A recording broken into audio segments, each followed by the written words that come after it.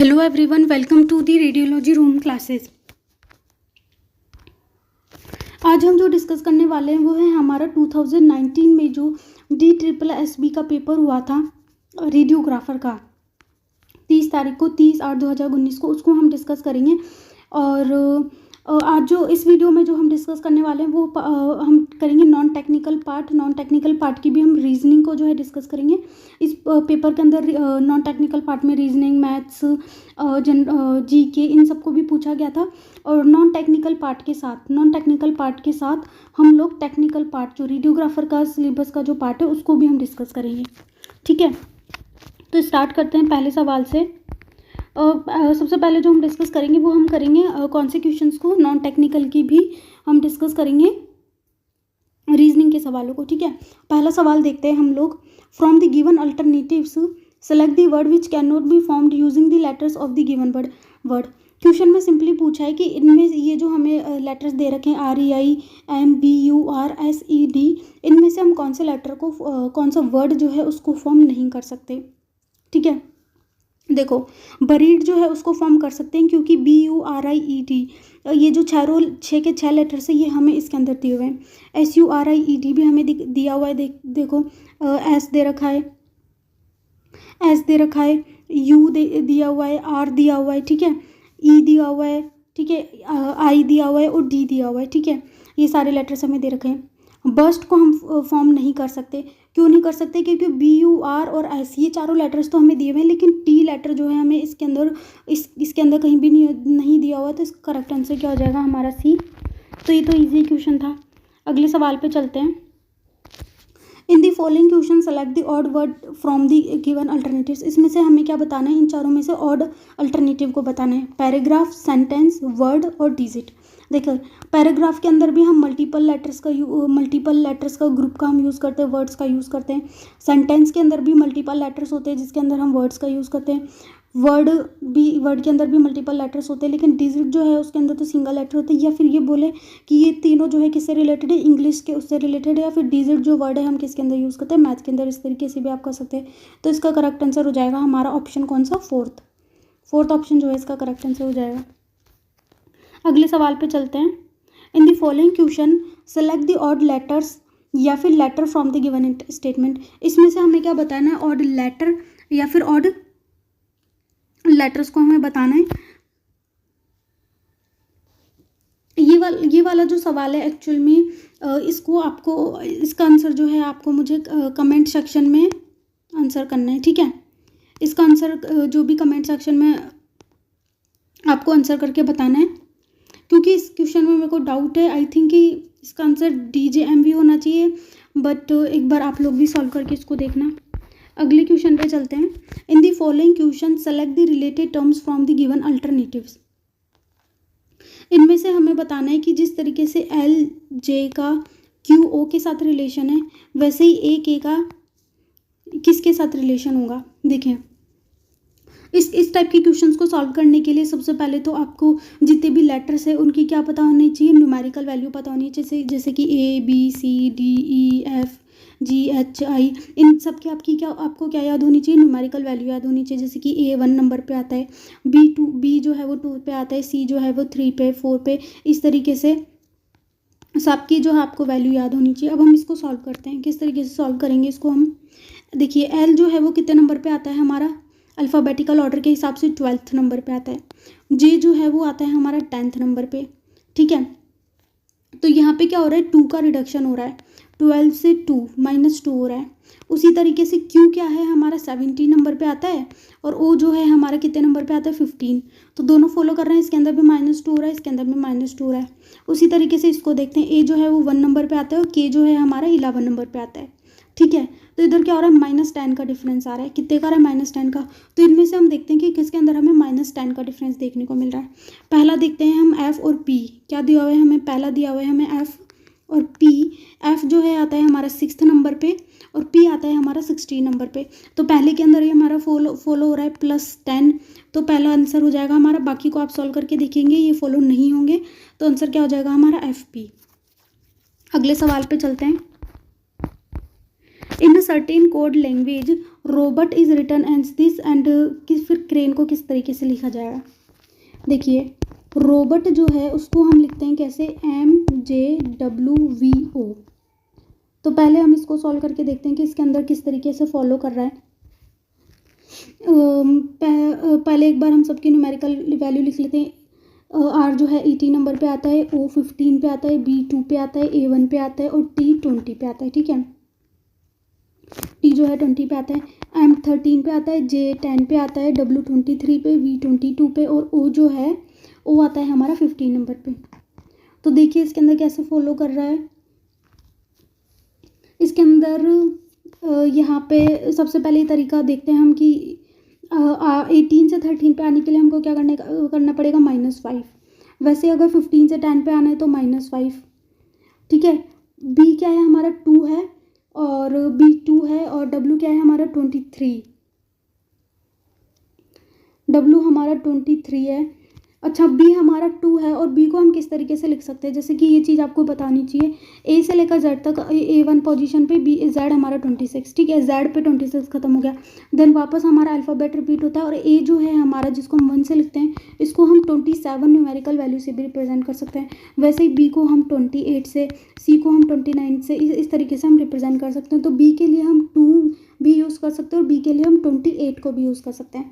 अच्छा, तो 28 से 23 पे जा रहे हैं तो -5 हो रहा है। वैसे ही A1 और इसके लिए हम 27 भी यूज़ कर सकते हैं।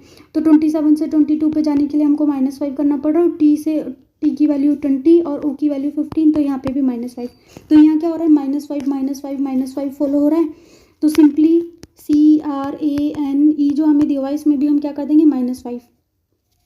ठीक है, C को हम 29 पोजीशन पे मानेंगे क्योंकि B को हमने माना था 28 पे, A को हमने माना था 27 पे, R हमारा आता है 18 पे, N आता है हमारा 13 पे, E को हम मानेंगे 31 पे। तो इसी तरीके से जब आप इसको सॉल्व करेंगे तो यहाँ पे आएगा हमारा X M V। जब हम इसको लिखेंगे तो जब हम 29 में से 5 को माइनस करेंगे तो हमारे पास आएगा X।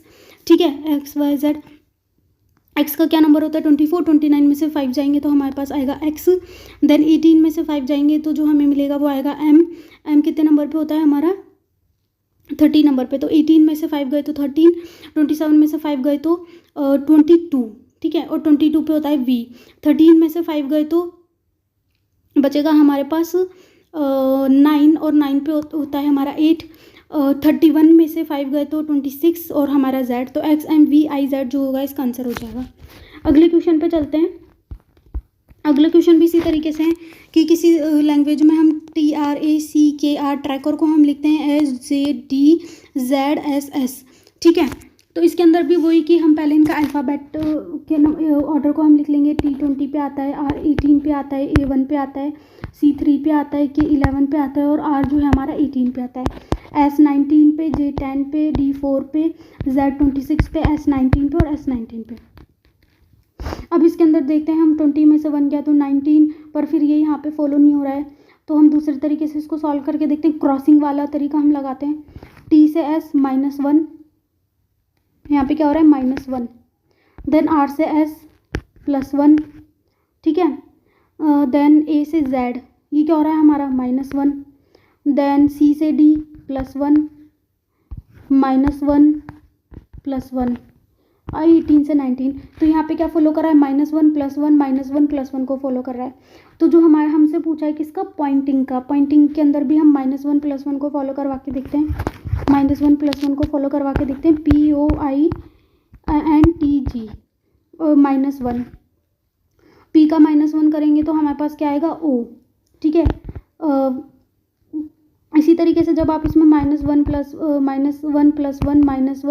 -1 +1 हमको फॉलो करना है। तो P से आ गया हमारा O, फिर O से आ जाएगा हमारा P, फिर I से आ जाएगा हमारा H, N से आ जाएगा O, T से आ जाएगा S और G से आ जाएगा हमारा क्या, S। तो SHSOHPO।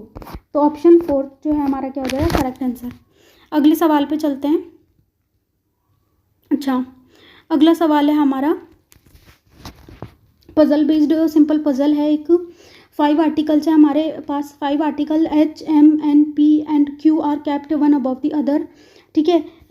H, M, P, N, Q को हमने एक दूसरे के ऊपर रखा हुआ है, लेकिन इस ऑर्डर में नहीं रखा हुआ, ठीक है।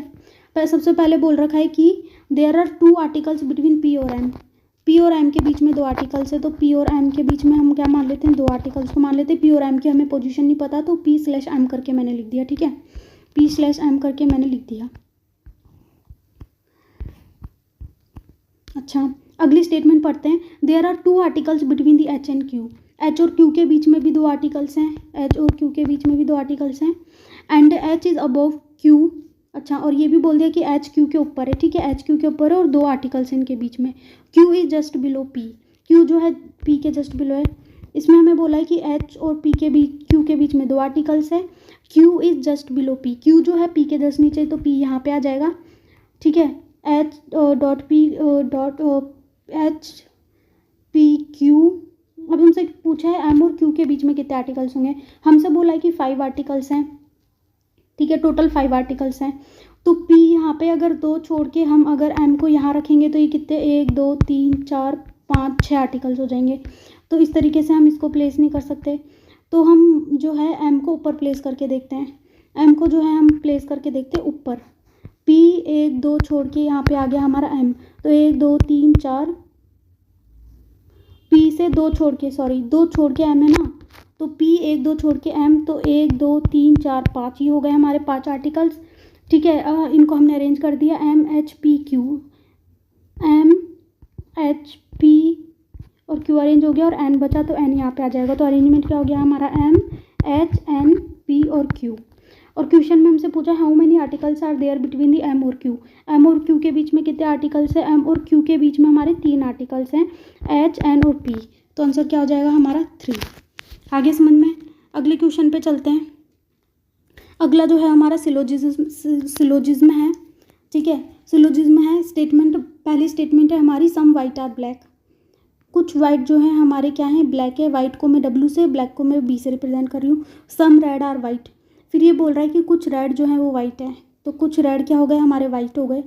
अब कंक्लूजन में बोल रहा है कि all red are black, all red are black, all red और ब्लैक दिख रहे हैं, तो पहली स्टेटमेंट हो गई गलत। No red is black, no का तो साइन ही नहीं दिख रहा हमें कोई भी, नो रेड इज़ ब्लैक का साइन दिख रहा है हमें, तो ये क्या हो जाएगी, दूसरी स्टेटमेंट भी गलत।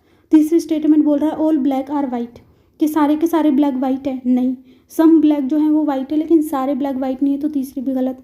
तो इसमें से कोई सी भी स्टेटमेंट सही नहीं है, तो हमारा ऑप्शन 4 जो है वो करेक्ट हो जाएगा। अगले सवाल पे चलते हैं। अच्छा, नेक्स्ट क्वेश्चन है हमारा, in the following question 4 numbers are pair are given, the number on the left side is इसमें हमें जो लेफ्ट साइड का जो नंबर है जैसे कि 7, उसका रिलेशन है 23 से, वैसे ही 3 का कोई रिलेशन है 11 से, 11 का कोई रिलेशन है 35 से, तो इसमें से हमें ऑड वन आउट निकालना है, मतलब कि 3 तो जो है वो फॉलो कर रहे होंगे और एक जो होगा वो ऑड होगा। तो हम देखते हैं कि किस तरीके से इनका रिलेशन हो सकता है। तो ज़्यादा हमारा वीडियो में टाइम वेस्ट ना हो तो डायरेक्टली मैं ही आपको आंसर बता देती हूँ कि कौन से तरीके को ये फॉलो कर रहा है। ये फॉलो कर रहा है 7 × 3 + 2 जब हम करेंगे तो 7 3 जो 21 + 2 करेंगे तो हमारे पास आ रहा है 23। वैसे ही अगर 3 × 3 + 2 हम करेंगे तो हमारे पास क्या आएगा 11, 3 3 = 9 + 2।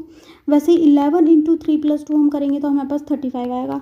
ठीक है, ये तीनों इसको फॉलो कर रहे हैं, लेकिन जो फोर्थ वाला है 17 × 3 + 2 जब आप करोगे तो आपको क्या मिलेगा 56, लेकिन 56 तो है ही नहीं, यहाँ पे तो 54 है, तो ये क्या हो गया हमारा गलत हो गया। तो ये क्या हो जाएगा हमारा ऑड वन आउट, क्योंकि ये इसको फॉलो नहीं कर रहा। तो सिंपल क्वेश्चन है ये वाला। तो अगला क्वेश्चन, इसके अंदर 19 जो है वो 361 से किस तरीके से रिलेटेड है, तो 13 जो होगा इनमें से किस नंबर से रिलेटेड होगा। देखो ये तो बहुत ही सिंपल है, 19 का जो स्क्वायर है वो क्या होता है हमारा 361, ठीक है, तो 13 का स्क्वायर क्या होता है हमारा 169, तो इसका आंसर क्या हो जाएगा 169। सिंपल है ये तो। अगले क्वेश्चन पे चलते हैं।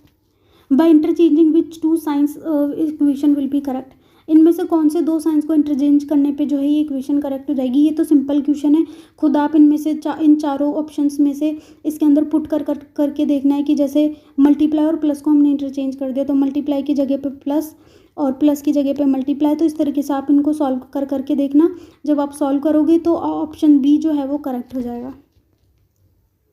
अगला सवाल भी कुछ इसी तरीके का, ये एक तो सिंपल है तो ये आप खुद सॉल्व करके देख सकते हैं, ठीक है, मैं सॉल्व नहीं करवा रही इसको। ये वाला सवाल क्वेश्चन नंबर हमारा ये कौन सा है, क्वेश्चन नंबर 13 है। ये वाला जो सवाल है इसके अंदर इसको हम किस तरीके से सॉल्व करेंगे, इसमें हमें देखना होता है कि इनमें से ये तीनों रो के अंदर कौन सी चीज़ फॉलो हो रही है या फिर इसके अंदर कौन सी चीज़ फॉलो हो रही है। उस तरीके से हमें देखना है कि ये जो क्वेश्चन मार्क है यहाँ पे हमारी कौन सी वैल्यू आएगी, और इस क्वेश्चन का आंसर आपको देना है कमेंट सेक्शन में। इस क्वेश्चन का आंसर क्या देना है आपको, कमेंट सेक्शन में देना है, ठीक है, क्योंकि ये क्वेश्चन बहुत ही ईजी है। हो सकता है कि आपको इसको सॉल्व करने में टाइम लग जाए, लेकिन ये बहुत ही ट्रिकी और बहुत ही ईजी क्वेश्चन है। अगले सवाल पे चलते हैं। अगला सवाल, ये क्वेश्चन भी बहुत ही इजी और बहुत ही ट्रिकी है, ये तो मैं ही बता देती हूँ आपको, वरना अगर मैं बोलूँगी कि सारे क्वेश्चन आपको ही सॉल्व करने हैं तो फिर वीडियो ही क्यों अपलोड करी। 7@3@2 जो है वो लिखा हुआ है 327, वैसे 0@1@2 को लिखा हुआ है 120, तो 6@4@0 को कैसे लिखेंगे। देखिए कैसे लिखा हुआ है, ये बहुत सिंपल है। इसके अंदर सिर्फ नंबर्स जो है उनको अरेंज करा हुआ है, जो 3 है उसको सबसे पहले लिख दिया, फिर 2 को बाद में लिख दिया और फिर 7 को एट द एंड। वैसे ही इसके अंदर 1 को सबसे पहले, देन 2 को और फिर 0 को एट द एंड। वैसे ही हम क्या करेंगे, सबसे पहले लिखेंगे 4 को, देन 0 और 6 को एट द एंड, तो आ जाएगा हमारा 406। तो आंसर हो गया हमारा 406। नेक्स्ट क्वेश्चन पे चलते हैं। Identified the diagram that best represent the relationship among the given classes, leaves, bat और बॉल। देखो लीफ जो है उसका बैट से कोई भी रिलेशन नहीं है, ना ही बैट का लीफ से या बॉल से कोई रिलेशन है। ये लीफ हो गई, ये बैट हो गया, ये बॉल हो गई। ना लीफ का बॉल से कोई रिलेशन है, ना बैट से रिलेशन है, ठीक है, ना बैट का लीफ और बॉल से कोई रिलेशन है, ना बॉल का लीफ और बैट से कोई रिलेशन है। तो इनका तो सिंपल ये तीनों गोले क्या होंगे, अलग अलग होंगे, तो आंसर ए हो जाएगा। अगले सवाल पे चलते हैं। ये हमारा इस डायरेक्शन का क्वेश्चन है। Kamlesh starts walking toward the south. जैसे जैसे क्वेश्चन में बोलना है वैसे वैसे हमें बस करते जाना है, सिंपली हमारा आंसर आ जाएगा। कमलेश जो है वो साउथ की तरफ मूव करना स्टार्ट करता है, ठीक है, कमलेश जो है वो साउथ की तरफ मूव करना स्टार्ट करता है और 20 किलोमीटर चलता है। देन वो क्या है, लेफ़्ट मुड़ जाता है, ये लेफ़्ट मुड़वा दिया हमने कमलेश को, और 5 किलोमीटर चलता है। देन फिर से ही again turns left and walks 8 kilometre, और फिर वो क्या चलता है 8 किलोमीटर, ये चला 8 किलोमीटर, ठीक है, 20 किलोमीटर चला, फिर उसके बाद 5 किलोमीटर चला, फिर 8 किलोमीटर चला लेफ्ट में, एंड वॉक्स 8 किलोमीटर, 8 किलोमीटर चला। अब ये बोल रहा है कि स्टार्टिंग डायरेक्शन से in which direction and how far he is from the starting point. Starting point ये था उसका और एंड पॉइंट ये, तो स्टार्टिंग पॉइंट से तो इसकी डायरेक्शन क्या हो गई हमारी, साउथ ईस्ट। डायरेक्शन क्या हो गई हमारी, साउथ ईस्ट, ठीक है। तो आंसर तो आप वैसे ही दे सकते थे अगर आप इस डिस्टेंस को कैलकुलेट ना भी करें तो, क्योंकि साउथ ईस्ट एक ही ऑप्शन में। फिर भी हम डिस्टेंस को कैलकुलेट कर लेते हैं क्योंकि हमसे क्वेश्चन में पूछा है कि कितना दूर है, how far he is from the starting point. तो देखिए इसको कैलकुलेट कैसे करेंगे। ये टोटल जो है हमें डिस्टेंस दिया हुआ है 20 किलोमीटर, ये हमें दिया हुआ है 5 किलोमीटर, ये दिया हुआ है 8 किलोमीटर। तो ये वाला जो डिस्टेंस है यहाँ से लेकर यहाँ तक का, ये कितना हो जाएगा, 20 में से हम 8 को माइनस कर देंगे तो ये आ जाएगा हमारा 12 किलोमीटर, ठीक है, यहाँ से यहाँ तक का। ये 5 है तो ये भी 5 हो जाएगा। और सिंपली जो हमारी थ्योरम होती है जिसका फॉर्मूला होता है हमारा h² = p² + b², इसमें पुट करके हम कैलकुलेट कर लेंगे। ये क्या है, हमारे हाइपोटेनियस है, इसको हमें कैलकुलेट करना है। p और b की हमें वैल्यू दी हुई है। p की वैल्यू है 12 का स्क्वायर, बेस की 5 का स्क्वायर। इसको हम सॉल्व करते हैं। 12 का स्क्वायर 144 प्लस 5 का स्क्वायर 25 और h का स्क्वायर है ये, ठीक है। स्क्वायर को निकालने के लिए इसका क्या करना पड़ेगा हमें, अंडर रूट। 144 + 25 कितना होगा, 169, और 169 का अंडर रूट होता है 13, तो इसकी वैल्यू कितनी आ जाएगी 13। तो स्टार्टिंग पॉइंट से कितनी दूर है, 13 किलोमीटर। तो 13 किलोमीटर साउथ ईस्ट डायरेक्शन में। सिंपल क्वेश्चन था। अगला क्वेश्चन देखते हैं। By folding the given paper which of the following cube can not be formed. इनमें से कौन सा क्यूब फॉर्म नहीं हो सकता। देखिए जब आप इसको फोल्ड करेंगे तो आर और 7 क्या होंगे, अपोजिट डायरेक्शन में होंगे। एल और ए जो होगा वो अपोजिट डायरेक्शन में होगा। तो देखो पहले डाइस के अंदर देखते हैं एल, पहले के अंदर हमें जो है which of the following cube can not be formed, कौन सा फॉर्म नहीं हो सकता। तो एल और एन देखो पड़ोस में, यहाँ पे भी पड़ोस में दिख रहा है। वैसे ही तो ये वाला तो करेक्ट है।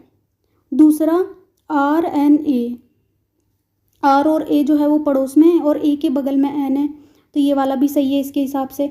जब हम इसको फोल्ड करेंगे तो आर ए के बगल में होगा और ए के बगल में क्या होगा, हमारा एन होगा। तीसरा है हमारा R P A, R P A,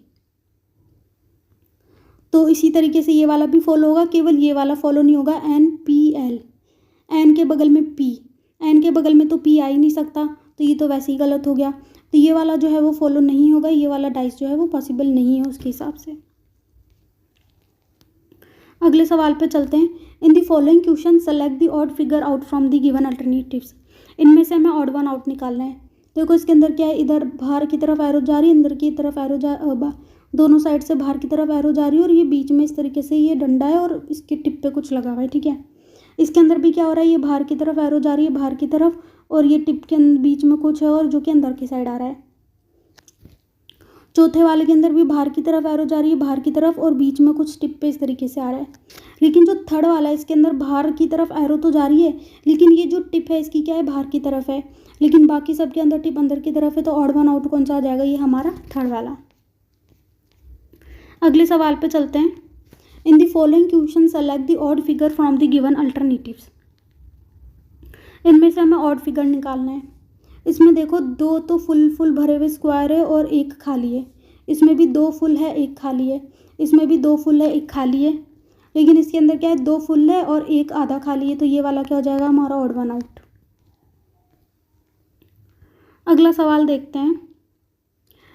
A piece of paper is folded and punched as shown in the following given figures. From the given figure, अच्छा ये तो सिंपल है। इसके अंदर देखो क्या बताना है हमें कि ये पेपर है, पहले हमने इसको इस तरीके से फोल्ड किया, आधा फोल्ड किया, फिर एक और बार फोल्ड कर दिया इस तरीके से, और फिर इस तरीके से यहाँ से काट दिया, यहाँ से काट दिया, यहाँ से छेद कर दिया। तो जब हम इसको फिर से वापस पूरा ओपन करेंगे तो ये हमें किस तरह से देखने को मिलेगा। देखो इसको हम कंप्लीट करते हैं। कंप्लीट जब हम इसको करेंगे तो ये हमें कुछ इस तरीके से देखने को मिलेगा।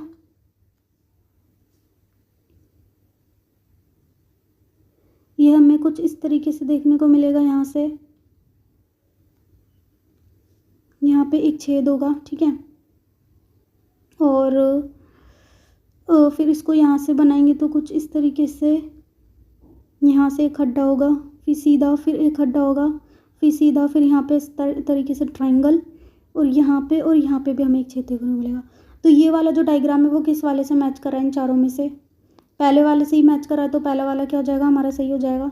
ऐसा तो बन ही नहीं रहा, यहाँ पे एक खड्डा होता तब ये वाला सही होता, इसके अंदर ये गोला बना, स्क्वायर बना दिया, यहाँ पे सर्कल होता तब सही होता, ठीक है। और इसके अंदर ये जो डब्बे हैं ये दोनों डब्बे गलत बना दिए, तो हमारा सही आंसर कौन सा होगा, फर्स्ट वाला सही है। अगले क्वेश्चन पे चलते हैं। अच्छा ये तो थे हमारे सारे किसके, रीजनिंग के सवाल।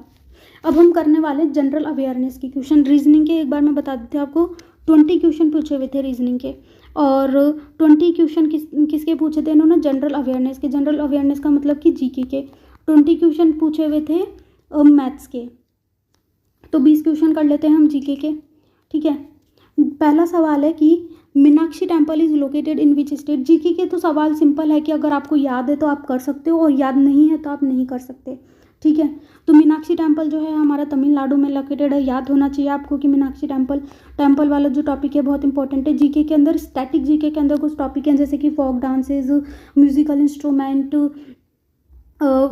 फेस्टिवल्स, ठीक है, टेम्पल्स, कौन सी डैम कहाँ पे लोकेटेड है, कौन सा नेशनल पार्क कहाँ पे लोकेटेड है, इस तरीके से ports, transport system, climate, rivers, इन सब के बारे में आपको डिटेल नॉलेज होनी चाहिए। हिस्ट्री आपकी अच्छे से पढ़ी हुई होनी चाहिए, स्पेशली मॉडर्न हिस्ट्री, ठीक है। अभी आप क्वेश्चन देखेंगे, इनसे क्वेश्चन आए हुए हैं इस पेपर के अंदर। अगले सवाल पे चलते हैं। Which of the following festival is celebrated in Rajasthan, Rajasthan में इनमें से कौन सा सेलिब्रेट किया जाता है फेस्टिवल? रण उत्सव, ओनम, कजली तीज और पोंगल। कजली तीज जो है वो राजस्थान में सेलिब्रेट किया जाता है, पोंगल आई थिंक आंध्र प्रदेश में सेलिब्रेट किया जाता है। ठीक है, आंध्र प्रदेश में और कौन कौन से सेलिब्रेट किए जाते हैं आपको लिख के बताना है और कमेंट सेक्शन के अंदर। अच्छा, एक मैं बता देती हूँ, उगाड़ी। उगाड़ी भी जो है आंध्र प्रदेश में सेलिब्रेट किया जाता है और ये क्या होता है? न्यू ईयर फेस्टिवल होता है। कौन सा फेस्टिवल होता है? New year festival.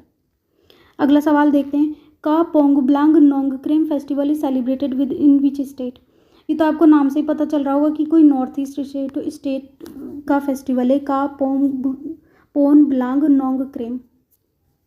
तो इसका आंसर क्या है हमारा? मेघालय के अंदर इसको सेलिब्रेट किया जाता है। अगला सवाल, dash for any firm is its debts और what is on to the others. ये जो है हमारा इकोनॉमिक्स से पूछा हुआ क्वेश्चन है। ठीक है, किसका क्वेश्चन है ये? इकोनॉमिक्स का। तो लाइबिलिटी जो होती है, for any firm are its debts और what it's on to the others. तो इसका आंसर क्या हो जाएगा? लाइबिलिटीज। अगला सवाल देखते हैं, for which of the following crops does government fix MSP minimum support price. इनमें से कौन सी क्रॉप्स है जिसके लिए जो गवर्नमेंट है उसने मिनिमम सपोर्ट प्राइस जो है उसको फिक्स कर रखा है? पैडी, ज्वार, बाजरा। तीनों के लिए गवर्नमेंट जो है उन्होंने मिनिमम सपोर्ट प्राइस जो है उसको फिक्स कर रखा है। तो इसका आंसर क्या हो जाएगा? फर्स्ट, सेकेंड एंड थ्री, तीनों। Next question, disease caused by the iron deficiency is called. Iron deficiency की वजह से कौन सी डिजीज होती है? आयरन डेफिशिएंसी की वजह से हमें देखने को मिलती है एनीमिया। कौन सी होती है? एनीमिया। गोइटर जो होता है वो आयोडीन की डेफिशिएंसी से होता है। स्कर्वी जो है वो विटामिन सी की कमी से होता है। रिकेट्स जो है वो किसकी वजह से होता है? हमें चिल्ड्रंस के अंदर देखने को मिलता है विटामिन डी की कमी से। तो इस आयरन की डेफिशिएंसी से कौन सा होता है? एनीमिया। अगला सवाल देखते हैं, dash coloured clothes will be most effective in summer. सबसे ज़्यादा इफेक्टिव जो होते हैं समर के अंदर वो होते हैं वाइट कलर के। ठीक है, कि वाइट कलर जो है वो रेडिएशन जो होती है, गर्मी जो होती है उसको बहुत ही कम एब्जॉर्ब करता है, तो इसलिए सबसे ज़्यादा वाइट जो है वो मोस्ट सुटेबल होते हैं गर्मियों के लिए। The destruction of the soil cover is called. Soil cover के डिस्ट्रक्शन को हम क्या बोलते हैं? Soil erosion. और सॉइल इरोजन हमें कब देखने को मिलता है? जिस जगह पे पेड़ पौधे जो होते हैं वो बहुत ही कम होते हैं, क्योंकि पेड़ पौधे क्या करते हैं? पेड़ की जो जड़ होती है वो सॉइल को क्या करके रखती है? बांध के रखती है, सॉइल को बांध के रखती है। तो जिससे जब बहुत ज़्यादा बारिश वगैरह होती है तो सॉइल का इरोजन नहीं होता, सॉइल जो होती है वो बहती नहीं है, सॉइल के ऊपर की जो लेयर होती है उसका डिस्ट्रक्शन नहीं होता। तो सॉइल की कवर के डिस्ट्रक्शन को हम क्या बोलते हैं? Soil erosion. अगला सवाल, dash is separated from the India by a narrow channel of sea formed by the Palk Strait and the Gulf of Mannar. ये है हमारा इंडिया। ठीक है, और यहाँ पे प्रेजेंट है इस तरीके से श्रीलंका। क्या प्रेजेंट है? श्रीलंका। और ये जो श्रीलंका है ये इंडिया से एक यहाँ पे बीच में वाटर बॉडी प्रेजेंट है। ठीक है, तो इंडिया और श्रीलंका एक नैरो चैनल, सी के नैरो चैनल से सेपरेटेड है, जिसको हम क्या बोलते हैं? पाल्क स्ट्रेट। क्या बोलते हैं? पाल्क स्ट्रेट। तो इंडिया को और श्रीलंका को ये सेपरेट करता है कौन? पाल्क स्ट्रेट। तो इसका आंसर हो जाएगा श्रीलंका। अगला सवाल देखते हैं, which Indian river is known as Tsangpo in Tibet. Tsangpo जो है किसका नाम है? ब्रह्मपुत्रा का नाम है। कहाँ पे? तिब्बत के अंदर, चाइना के अंदर ब्रह्मपुत्रा जो है उसको बोला जाता है क्या? सांगपो रिवर। ठीक है, ब्रह्मपुत्रा जो है इसके अलग अलग नाम है। बांग्लादेश में इसका अलग नाम है, अरुणाचल प्रदेश में अलग नाम है, और तिब्बत में इसका अलग नाम है। ठीक है, इंडिया में अलग नाम है, तो अलग अलग जगह पे इसके अलग अलग नाम है। अगला सवाल देखते हैं, battle of Plassey was fought in which year. Battle of Plassey किस साल में लड़ा गया था? बैटल ऑफ प्लेसी जो है 1757 में बैटल ऑफ प्लेसी लड़ा गया था। प्लेसी जो है हमारे इंडिया के कौन से स्टेट में लोकेटेड है? ये आपको कमेंट सेक्शन में लिख के बताना है। अगला सवाल देखते हैं, which territory was annexed by the subsidiary alliance. Subsidiary alliance से कौन सी टेरिटरी को अनेक्स किया गया था? अवध, सतारा, सिक्किम और बंगाल। सब्सिडियरी अलायंस जो था उससे अनेक्स किया गया था किसको? अवध को। सब्सिडियरी अलायंस के बारे में जो है हमें पढ़ने को मिलता है किसमें? मॉडर्न हिस्ट्री जब हम पढ़ते हैं तो उसके अंदर हमें देखने को मिलता है सब्सिडियरी अलायंस का टॉपिक। ठीक है, अगला क्वेश्चन देखते हैं हम, Ghazi Malik was the founder of which dynasty. Ghazi Malik कौन सी डायनेस्टी का फाउंडर था? मुगलक डायनेस्टी, तुगलक डायनेस्टी, मंगोल्स और मौर्यंस। गाजी मलिक जो था वो तुगलक डायनेस्टी का फाउंडर था। ठीक है, अगला सवाल देखते हैं। Statue of unity is a statue of following personality. कौन सी पर्सनैलिटी का जो है स्टैच्यू ऑफ यूनिटी है? वो है सरदार वल्लभ भाई पटेल का। जो स्टैच्यू ऑफ यूनिटी है ये जो है हाईएस्ट स्टैच्यू है वर्ल्ड के अंदर। ये क्या है? हाईएस्ट स्टैच्यू है हमारे वर्ल्ड के अंदर, जो कि किसका बना हुआ है? सरदार वल्लभ भाई पटेल। सरदार वल्लभ भाई पटेल जो पटेल जी जो हैं, इनका बहुत ही इम्पॉर्टेंट रोल था हमारी इंडियन हिस्ट्री के अंदर। इन्होंने क्या किया था, जब हमारा भारत आर्य आज़ाद हुआ था तो ये डिवाइडेड था बहुत सारी प्रिंसली स्टेट्स के अंदर। किसमें डिवाइडेड था? प्रिंसली स्टेट्स के अंदर। और लगभग 562 से ज़्यादा प्रिंसली स्टेट्स को इन्होंने क्या किया था? एक साथ कंबाइन किया था, और उसकी वजह से क्या हुआ था? पूरे एक इंडिया का फॉर्मेशन हुआ था। सरदार वल्लभ भाई पटेल जो थे गुजरात से थे। ठीक है, और इनका जो ये स्टैचू है ये हाईएस्ट, वर्ल्ड का हाईएस्ट स्टैचू है। ठीक है, जो कि सरदार सरोवर डैम पे बना हुआ है। अगला सवाल देखते हैं। National agri food technology institute Mohali has done genome editing on which fruit using CRISPR Cas9 technique. ये तो जो है करंट अफेयर का क्वेश्चन है। अगर आपको याद होंगे उस टाइम के करंट अफेयर तो आप इसको सॉल्व कर सकते हैं। ये जो टेक्निक इन्होंने अप्लाई करी थी, ये करी थी किसके ऊपर? बनाना के ऊपर, केले के ऊपर। अगला सवाल, part 9 of the Indian constitution deals with. ये किससे सवाल है हमारा? अब पॉलिटी का सवाल है। किसका है? पॉलिटी का। तो इसमें पूछा है कि इंडियन कॉन्स्टिट्यूशन का 9th पार्ट जो है वो किससे डील करता है? पंचायत, म्यूनसिपैलिटी, इलेक्शन और सिटीजनशिप। तो ये डील करता है किससे? पंचायत से। जो 9th सेक्शन है हमारे इंडियन कॉन्स्टिट्यूशन का वो पंचायत से डील करता है। अगला सवाल, dash means citizens have complete freedom to follow any religion. इनमें से कौन सी टर्म है जिसका मतलब होता है कि कंप्लीट फ्रीडम है कि हम किसी भी रिलीजन को फॉलो कर सकते हैं? वो है हमारा सेक्युलर।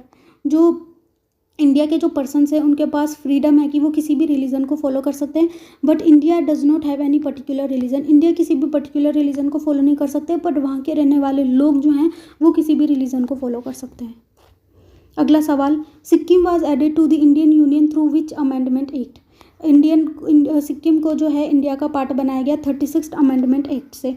आपको बताना है कमेंट सेक्शन में कि सबसे पहला कॉन्स्टिट्यूशनल अमेंडमेंट कब किया गया था। अच्छा, अगला सवाल देखते हैं। Which of the following pairs of player sport is not matched correctly. कौन से प्लेयर का किससे मैच जो है वो करेक्ट नहीं है?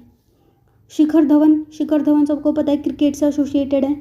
PR श्रीजेश हॉकी से रिलेटेड है। नीरज चोपड़ा जेवलिन थ्रो से रिलेटेड है, जिन्होंने ओलंपिक्स में गोल्ड और सिल्वर मेडल जीत रखा है। ठीक है, विजेंद्र सिंह जो है वो रेसलिंग से रिलेटेड नहीं है। तो इसका आंसर क्या हो जाएगा हमारा? C। अगला सवाल देखते हैं। Who among the following was awarded with Dronacharya award in 2018 in table tennis. 2018 में टेबल टेनिस के लिए जो द्रोणाचार्य अवार्ड मिला था वो मिला था श्रीनिवासो राव को। किसको मिला था? श्रीनिवासो राव। तो ये हैं हमारे किसके? जनरल अवेयरनेस के और रीजनिंग के क्वेश्चंस। नेक्स्ट जो वीडियो आएगी उसके अंदर हम मैथ्स के और जो हमारी रेडियोग्राफर के जो टेक्निकल पोर्शन है उसके हम MCQs को सॉल्व करेंगे। 19 के अर्थमेटिक एबिलिटी मतलब कि मैथ्स के और जो हमारे टेक्निकल सब्जेक्ट्स हैं रेडियोग्राफर की, उसके जो MCQs है वो हम डिस्कस करेंगे। तो स्टार्ट करते हैं पहले क्वेश्चन से। पहला जो क्वेश्चन था हमारा वो ये था, ये जो हमें क्वेश्चन दिया हुआ था 4/3 + √5 - 3/2/3 - √5 और अपन में ये तो इतना बड़ी सी हमें एक इक्वेशन दी हुई थी, और फिर इसको हमें क्या करना है? इसके अंदर सॉल्व करना है। तो इसको हम कैसे सॉल्व करेंगे? ज़्यादा टाइम वेस्ट ना हो इसलिए मैंने इसको पहले से ही सॉल्व कर रखा है। बस मैं यहाँ पे आपको एक्सप्लेन कर दूंगी कि इसको कैसे सॉल्व करना है।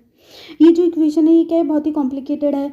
तो इसमें हम सबसे पहले क्या करेंगे कि ये जो पार्ट है 4/3 + √5 इसको हम सिंप्लीफाई करेंगे। देन 2/3 - √5 इसको हम अलग से सिंप्लीफाई करेंगे। देन जो भी वैल्यू आएगी उसको पूरा यहाँ पे पुट करके एंड देन 5 - 2√3 को यहाँ पे पुट करके और रैशनलाइजेशन करके फिर इसको हम सॉल्व करेंगे। तो देखते हैं कि हम इसको किस तरीके से सॉल्व करेंगे। देखो, सबसे पहले हम जो है न्यूमरेटर वैल्यू को सॉल्व करेंगे। ऊपर वाली जो न्यूमरेटर वैल्यू है वो है हमारी 4/3 + √5। अब हमें रेशनलाइजेशन में क्या करना होता है कि जो सेंटर वाला साइन होता है इसको हम अपोजिट करके, मतलब कि प्लस है तो माइनस, माइनस है तो हम प्लस कर देंगे, और ऊपर नीचे उससे हम क्या करते थे, मल्टीप्लाई। तो 4/3 प्लस √5 है, तो 3 माइनस √5/3 माइनस √5 से इसको हम क्या करेंगे, मल्टीप्लाई कर देंगे। इसको सॉल्व करने के बाद आएगी हमारी ये वाली वैल्यू, ठीक है, ये वाली वैल्यू आ जाएगी। जैसे 4 को हमने 3 माइनस √5 से किया और फिर इन दोनों को मल्टीप्लाई करेंगे तो ये फाइनल जो वैल्यू आएगी ये वाली इक्वेशन को सॉल्व करने के बाद पूरी वो आएगी हमारी 3 माइनस √5। देन जो हमारी सेकंड वैल्यू है 2 माइनस 3√5, उसको हम रैशनलाइजेशन करेंगे। ये वाली जो वैल्यू है हमारी 2.3 माइनस √5, इसका रैशनलाइजेशन करेंगे तो फाइनल वैल्यू आएगी हमारी 1 माइनस √5/2, ठीक है। तो ये हो गया हमारा न्यूमरेटर सॉल्व। इस तरीके से जो है हम न्यूमरेटर को सॉल्व कर लेंगे, ठीक है। देन फाइनल हमारा जो आंसर आएगा इस पूरे को सॉल्व करने के बाद वो आएगा हमारा क्या, 1 माइनस √5/2, 1 माइनस √5/2 आ गया हमारा। देन हम नीचे हमारी 5 माइनस √3 वैल्यू थी। अब हम ये जो है इस पूरी वैल्यू को सॉल्व करेंगे। जब हम इस पूरी वैल्यू को सॉल्व करेंगे रेशनलाइजेशन करने के बाद, तो जो हमारी फाइनल वैल्यू आएगी वो आएगी हमारी ये 7/26, और ये वाला ये हमें ऑप्शन में दिया हुआ था, तो इसका आंसर ये हो जाएगा।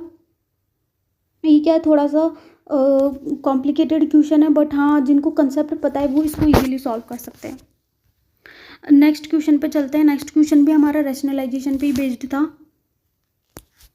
ये हमें इक्वेशन दी हुई थी, एक्स की वैल्यू दी हुई है √6 प्लस √3/√6 माइनस √3, और हमें x प्लस 3/x माइनस 3 की वैल्यू को क्या करना है, निकालना है। तो इसको भी हम रैशनलाइजेशन से ही सॉल्व करेंगे, ठीक है। हमें 6 प्लस √3 और /6 माइनस √3 दिया हुआ है, तो इसका पहले हम सिंप्लीफाई करेंगे। तो सिंप्लीफाई करने के लिए क्या करेंगे, ये वाली जो वैल्यू है इसको ऊपर नीचे हम मल्टीप्लाई करेंगे। जब हम इसको ऊपर नीचे मल्टीप्लाई करेंगे तो हमारा जो फाइनल आंसर आएगा वो आएगा हमारा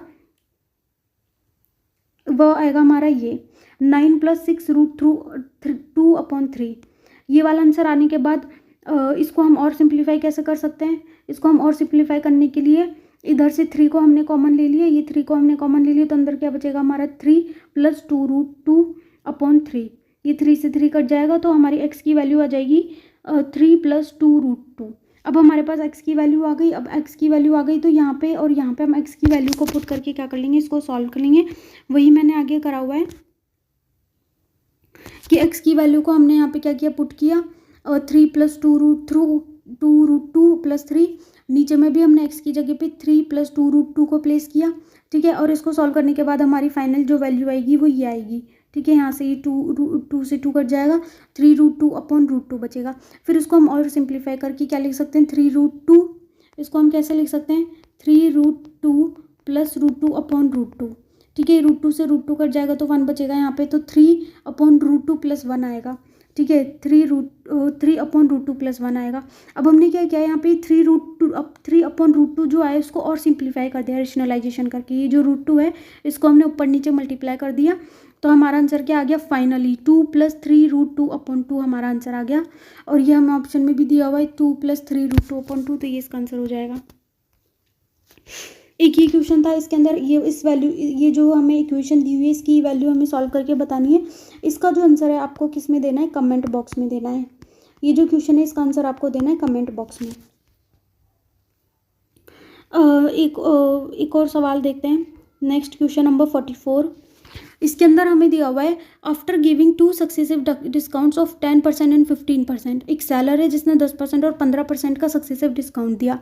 तो सेलर जो है फाइनली 2 डिस्काउंट देने के बाद जो सेल करता है चेयर को वो 765 रुपीज़ में सेल कर रहा है। तो क्वेश्चन में पूछा है what is the marked price of the chair.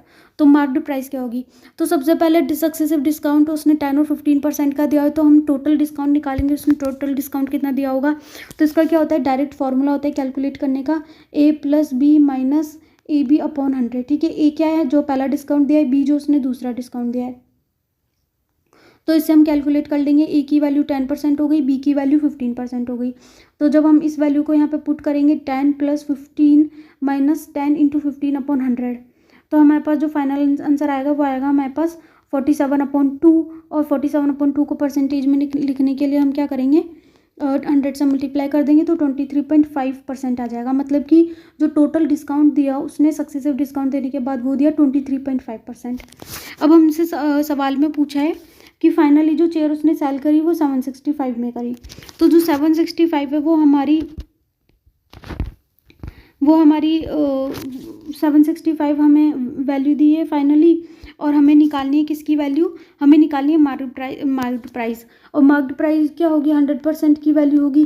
तो जब हम इसको सॉल्व करेंगे तो हमारे पास 1000 रुपीज़ जो है इसकी फाइनल वैल्यू आ जाएगी। मार्क्ड प्राइस इसकी क्या हो जाएगी, इतनी। ऐसा क्यों हुआ, क्योंकि जो हमारी ये जो है 765 ये किसकी वैल्यू है, जब डिस्काउंट देने के बाद, और डिस्काउंट उसने 23.5% का दिया। तो 765 कितनी की वैल्यू हो गई, 76.5% की वैल्यू है, क्योंकि 23.5% डिस्काउंट दिया। और मार्क्ड प्राइस जो होती है उसको हम 100% मान के चलते हैं। तो 100% मार के चल रहे, तो इसी में उसने डिस्काउंट दिया होगा। तो जो सेलिंग प्राइस है 765 वो 76.5% की वैल्यू, और हमसे मार्क्ड प्राइस की वैल्यू पूछिए। मार्क्ड प्राइस क्या होती है, हमारी 100% वैल्यू मान के चलते हैं। तो इसको जब हम 100% से मल्टीप्लाई करेंगे, 765 जो है 76.5% की वैल्यू, तो 100% की वैल्यू क्या हो जाएगी हमारी 1000 रुपीज़।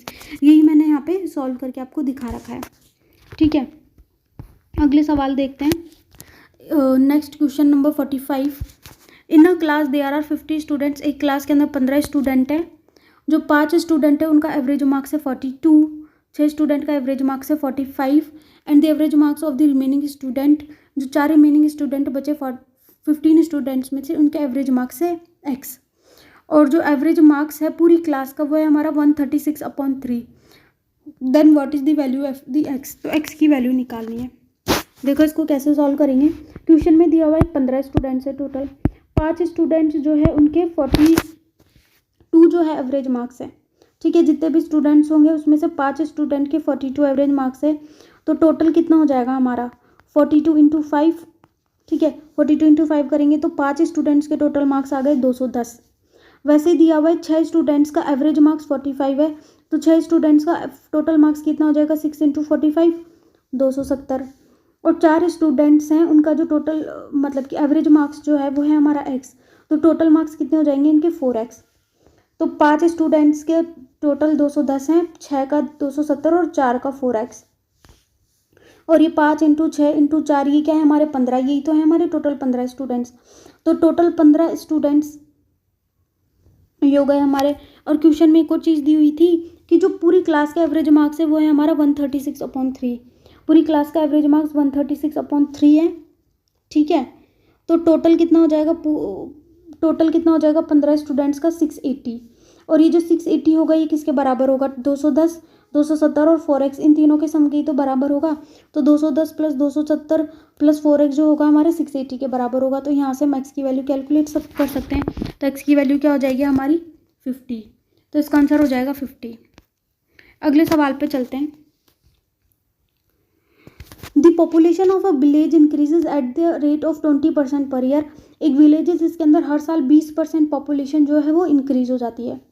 तो what will be the total percentage increase in the population after 3 year. 3 साल बाद टोटल इंक्रीमेंट कितना होगा। हम मान लेते हैं कि स्टार्टिंग में जो पॉपुलेशन है वो है हमारी 100, ठीक है।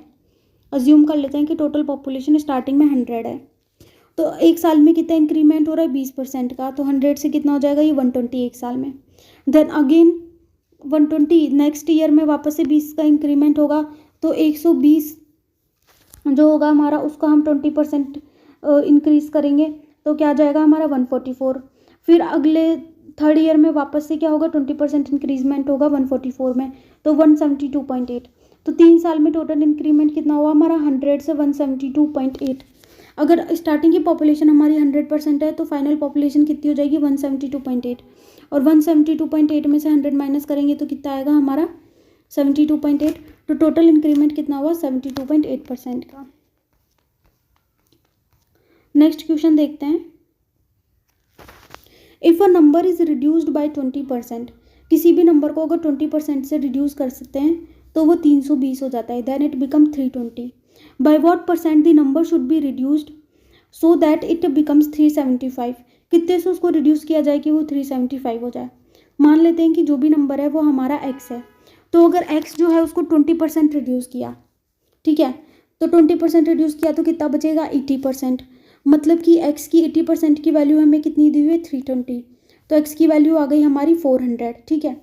अब हमसे क्वेश्चन में क्या बोला था कि हम इसको कितना परसेंट से रिड्यूस करें कि जो फाइनल वैल्यू आए वो हमारे पास 370। x की वैल्यू 400 है, हमने मान लेते हैं कि 100 में से कुछ भी हमने y% जो है वो रिड्यूस किया, तो फाइनल हमारे पास 375 आ रहा है। तो जब हम इसको सॉल्व करेंगे तो हमारे पास y की वैल्यू आएगी 6.25, और y ही वो वैल्यू है जितना हमने रिड्यूस किया है, तो इसका आंसर क्या हो जाएगा 6.25। तो ये इसका आंसर हो जाएगा।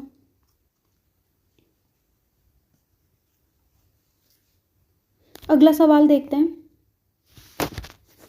इन a class 40% of the student in section A, 40% student जो हैं वो सेक्शन ए में हैं, 25% of the remaining students are in the section B, और जो 40% का कितना बचा 60%, 40% में से 40% ए में है और बाकी कितने बचा हमारे पास 60%। 60% के भी 25% स्टूडेंट जो हैं वो हमारे है सेक्शन बी के अंदर, ठीक है, सेक्शन बी में, and all the remaining students बाकी के बचे हुए सी के अंदर है। If a section C has 90 students then what is the total number of the student in all sections together. A के अंदर है 40%, बी के अंदर 15%। कैसे, ट्यूशन में बोला था कि जो रिमेनिंग है, रिमेनिंग कितने 60%, उसके भी जो 25% स्टूडेंट्स है वो सेक्शन ए में है, तो इसको सॉल्व करेंगे तो बी में आ जाएगा हमारा 15% स्टूडेंट। सी में बाकी के बचे हुए 40 + 15 कितना हो गया हमारा 65, और 100 में से 65 गया तो 45, तो सी के अंदर 45%।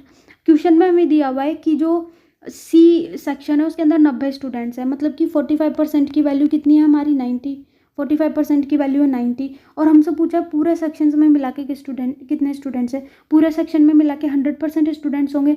अगर 45% की वैल्यू 90 है तो 100 की कितनी हो जाएगी 90/45 × 100, ठीक है, तो ये हो जाएंगे हमारे 200 स्टूडेंट्स।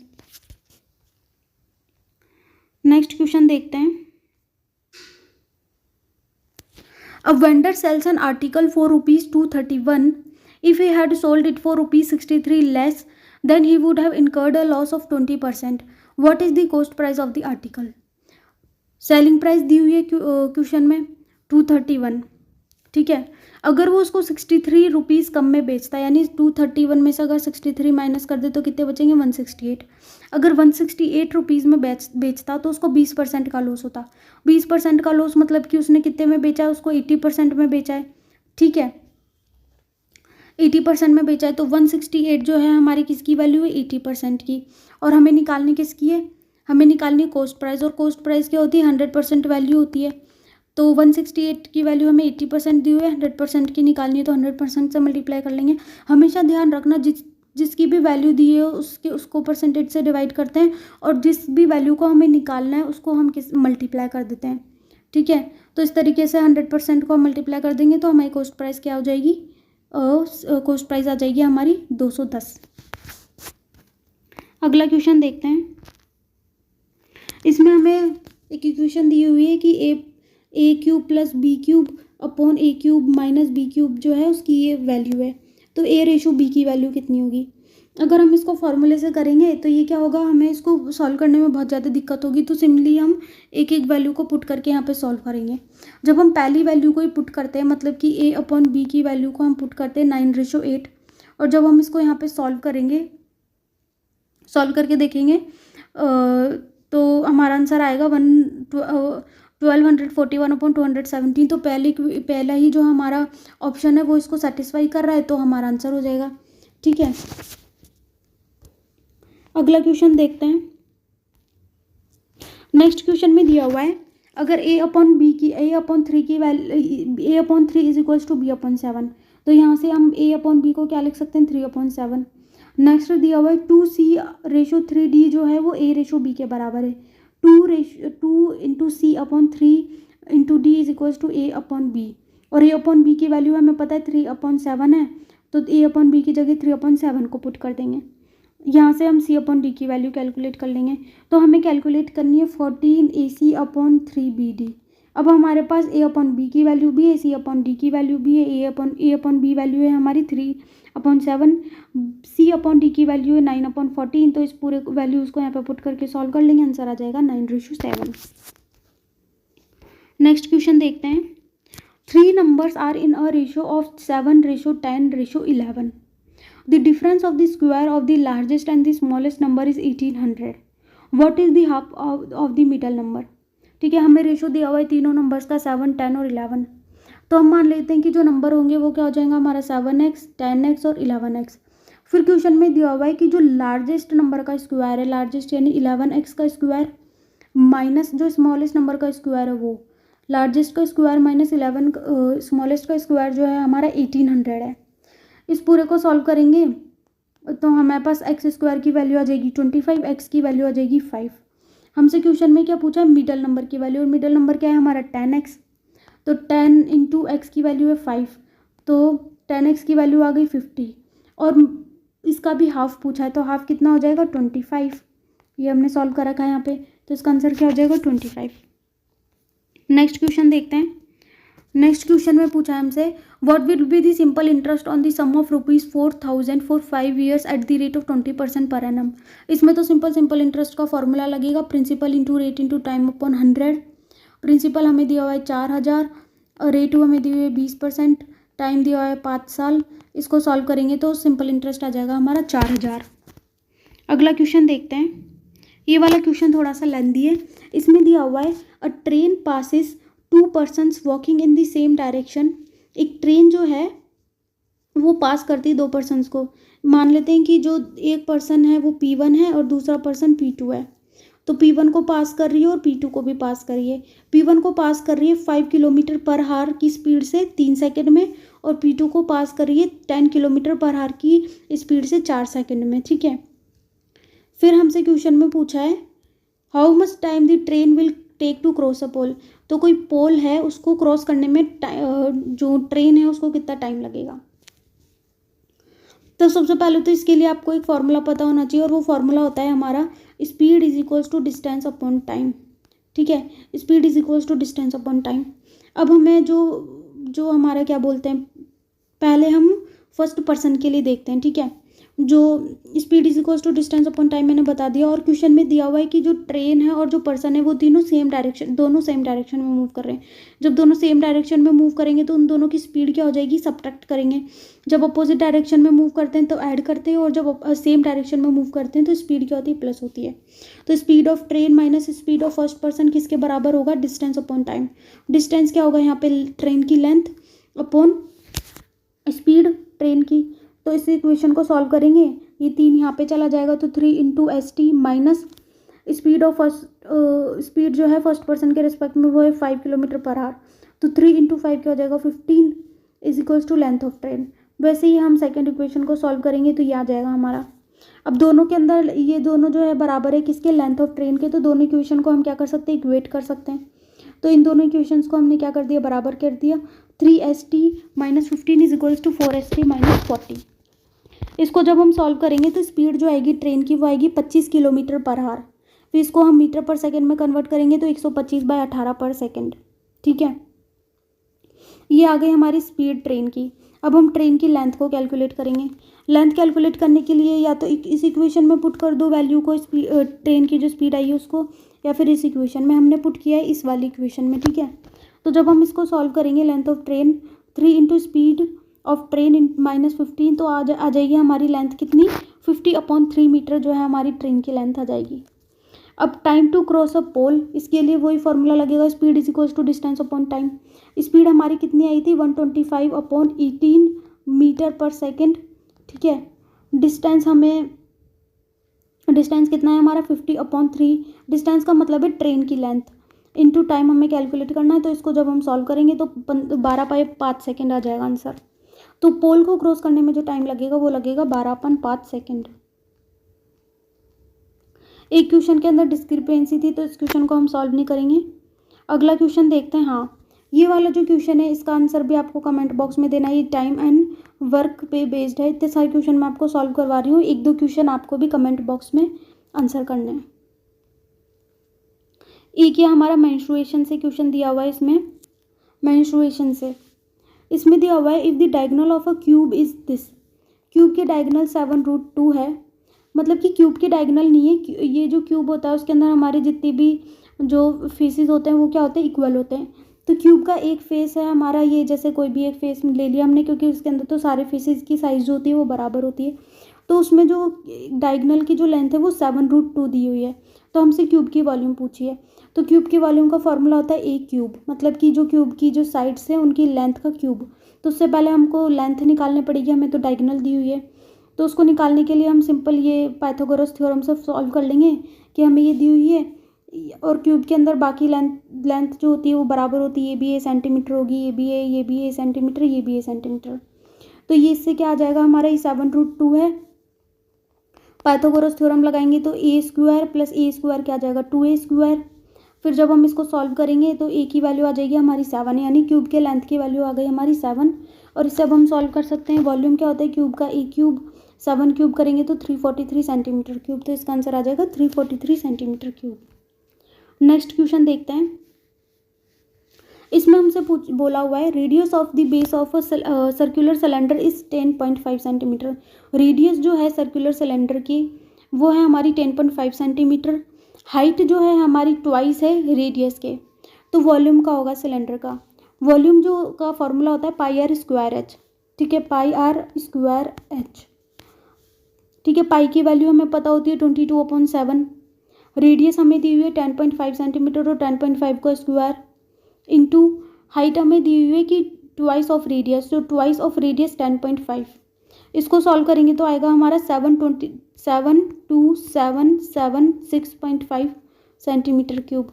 और यही आंसर है हमारा। ठीक है, अगला क्वेश्चन देखते हैं। Question number 59। क्वेश्चन में ये हमें एक पाई चार्ट दिया हुआ है जिसके अंदर हमें दिया हुआ है a pie chart given below shows the number of tools manufactured by a factory in various year as a percentage of total tool manufactured by the factory in all years. हमें दिया हुआ है कि इसके अंदर डिफरेंट फैक्ट्रीज है जो कि टूल्स को बनाती है। तो Y1 ईयर में 20% टूल्स बनाए, Y2 में 30%, Y3 में 10, इस तरीके से अलग अलग परसेंटेज में बनाए। हमसे बोल रखा है कि जो टोटल टूल्स बनाए फैक्ट्री ने वो बनाए 3600। तो number of tools manufactured in the year Y2, तो Y2 में कितने बनाए, टोटल वैल्यू हमें दी हुई है 3600। Y2 में कितने बनाए इसने 30, यहाँ पे दिया हुआ है Y2 में 30% टूल्स बनाए। अब 100% की वैल्यू हमें पता है 3600 है, तो 30% की कितनी हो जाएगी 3600/100 इंटू 30। इसको सॉल्व करेंगे तो 1080। तो Y2 ईयर में कितने बनाए 1080 टूल्स। नेक्स्ट क्वेश्चन भी हमारा DI पे बेस्ड है। ये हमें बार ग्राफ दिया हुआ है, यहाँ पे नंबर ऑफ कोचेस कितने प्रोड्यूस हो रहे हैं मंथ के अंदर। A bar graph given below shows the number of coaches manufactured by a company in various months. ठीक है, ये हमें बता रखा है M1 के अंदर 75, M2 के अंदर 100, M3 में 175, M4 में 200। क्वेश्चन में हमसे पूछा है number of coaches manufactured in month M2 is how much percentage less than the number of coaches manufactured in M4। M2 में जो नंबर ऑफ कोचेज मैन्युफैक्चर हुए वो कितने कम है जो M4 से मैन्युफैक्चर हुए। M4 में हो रहे हैं हमारे 200, ये दिया हुआ है 200। M2 में हो रहे हैं हमारे 100, ये दिया हुआ है 100।